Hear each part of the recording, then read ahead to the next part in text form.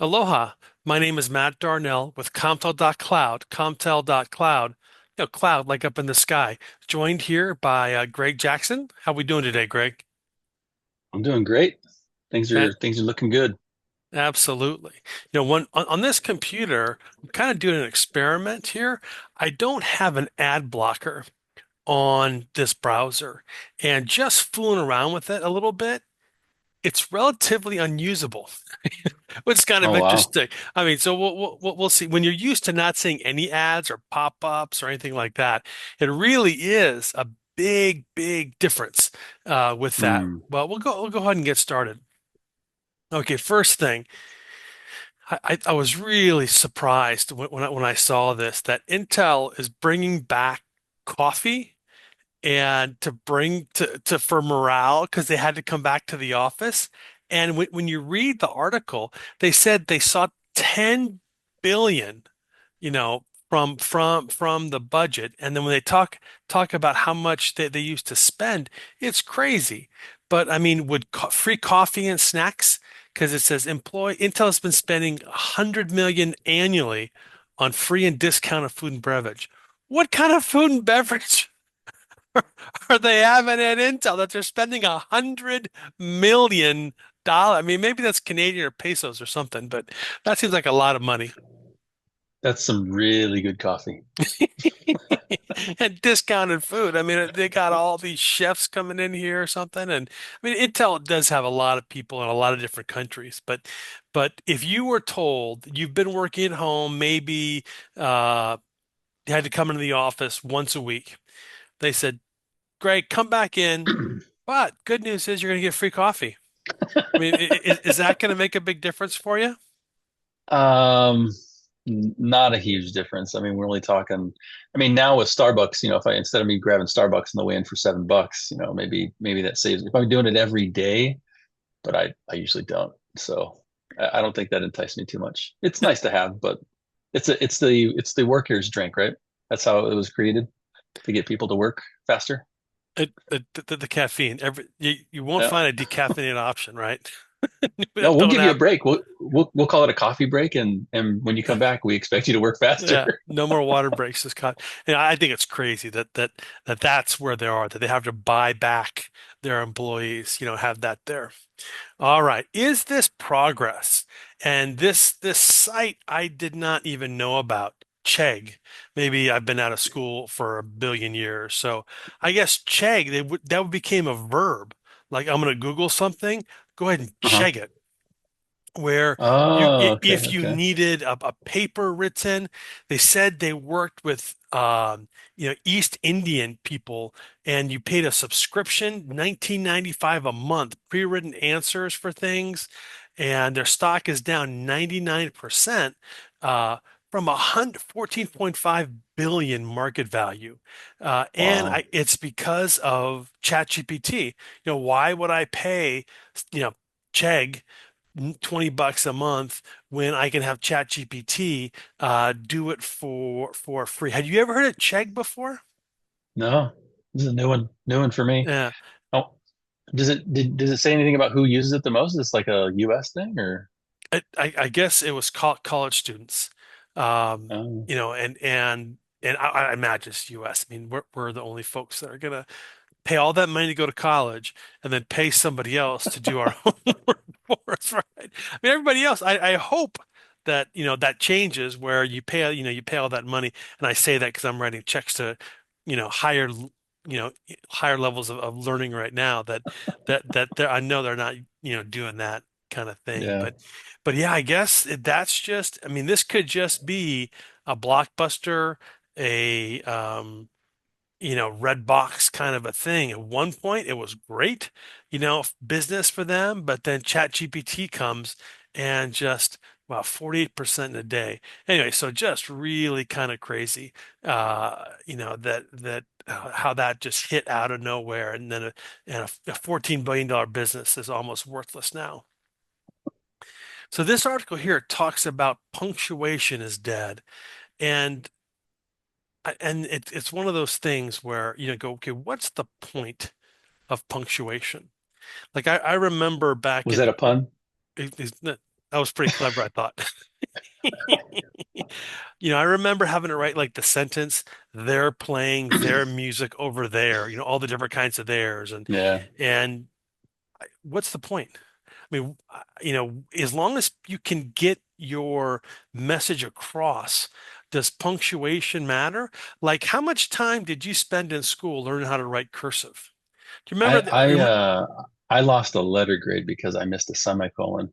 So Well, that's punctuation, not cursive. But yeah, cursive punctuation, it's short, it's fast, it's just a matter of time to, after we're gone, that, the way that the 10-year-olds are writing now in texts, on message boards.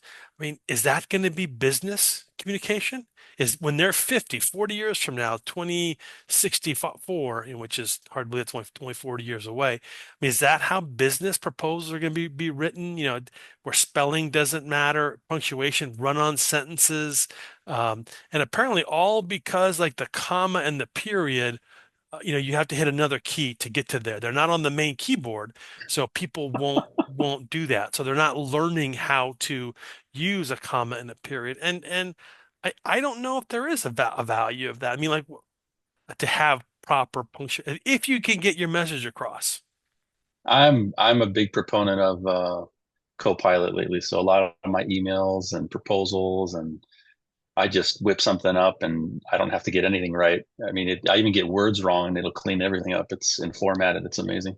Absolutely. Absolutely. Okay, so 23andMe, if they do, you swab your cheek or do something and you send it off to them and then they tell you all about yourself and maybe you find long lost relatives or something about that.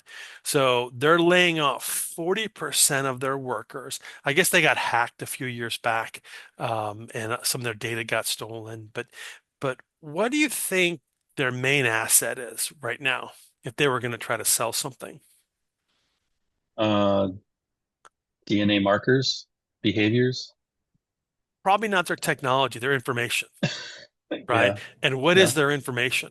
Their Your information DNA. is Yeah. all this, that was supposed to be private, never going to be sold. I can't imagine that if they get bought by somebody that, hey, who wants to buy all this information, all the drug I know a companies, very large company would love to get that their hands on that data. what company is that? No, a very large country. Yeah. A country, exactly, absolutely, and drug company where you know, let me send Greg Jackson targeted, shingles because you never had shingles yet, because you didn't have chickenpox when you were, and targeted for that for people like that, or who is most susceptible to alcoholism? Let's go ahead and send them the Budweiser commercial, it just perverted away. So that's the hard part when you give all this information to somebody. The terms of service might say now they're not going to do anything with it, but who knows? They can change their terms of service. Who's going to stop them? Yeah. From doing that. So really scary. So think about that before you swab that cheek next time, because you never really know what's going to happen to all that information. Okay. So I don't know if you heard, but there's a new patent law that they're going that's trying to get pushed through, and it's just really bad as far as how broad it is, and the worst patent and empower patent trolls. And I mean, imagine if somebody had patented uh, do your business over remotely over electronic mechanism. That's everything. That's email, that's Wow. e-commerce, that's, working on spreadsheets, if they were able, to do something like that.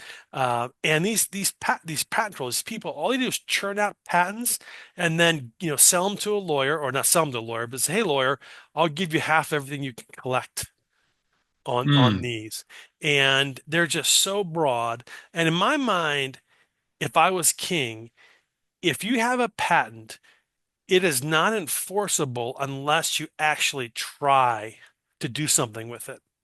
It might not work. You might not have the proper resources to fund something like that. But if all you do is churn patents and go after people, and you cannot prove that you made effort, you have to document your efforts. What your plan was for this, how you did that, and then you wouldn't be able to do that. And it's got to be, it can't be so broad. Like I believe, like what's the patent about putting a camera in a cell phone?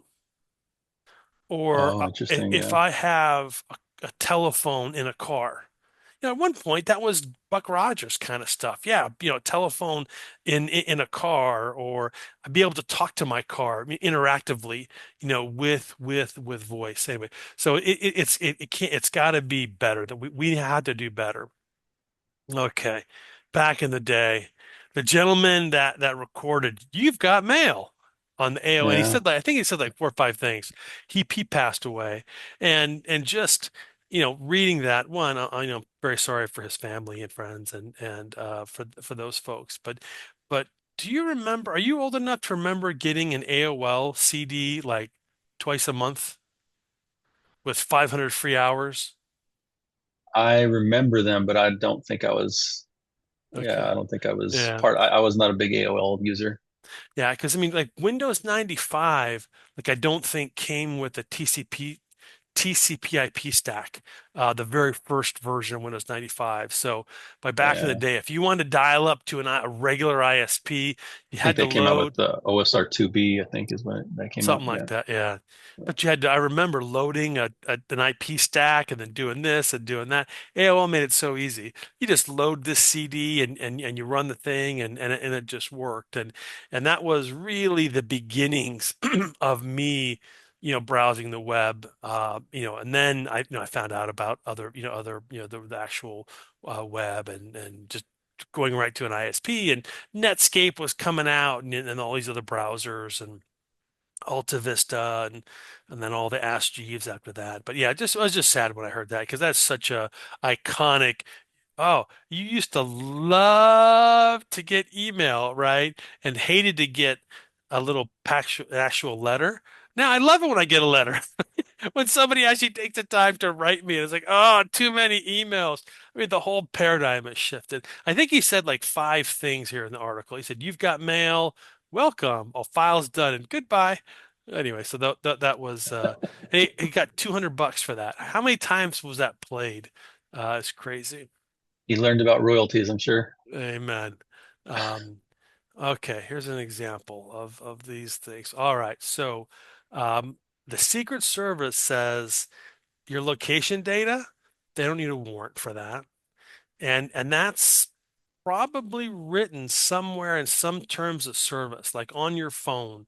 Um, is there, if it's for national security or all those kinds of things? I mean, you know, this technology is Locate X, which uses location data harvested from ordinary apps installed on phones. So ordinary, like I would imagine, um, when I remember people used to talk about that, where you would put on your Facebook feed that, oh, the whole family's going to Orlando for a week. People would had crawlers that would find that and rob your house because Yeah. you're in Orlando. So I never post vacation pictures until I come back, and I never do it during the time. You can space them out so it's not all at one time and have it there. But yeah, they're just combing the web, and if it's publicly available data and they're just assembling it and turning that data into information. I mean, should they need a warrant for that, or is that just be careful? Well, I'm not a big proponent of hidden stuff. I mean, the Secret Service. There's been a lot of federal funding. I mean, we do get some benefits from them funding some of these apps, but I think that I forget the name of the law. There was something that came out, I think, during George Bush's era where he was allowing people to some things were they were giving more flexibility to the feds to spy more on us. And Yeah, location data is very interesting because it's not voice, but at least it tells you where the device is, right? exactly. Okay, that's our these are our topics for this week. If you have any comments or have anything you want us to check out, be sure to put that down there in the comments. Like, comment, and subscribe. Greg, thanks again. I appreciate all your time. Have a great week. Aloha.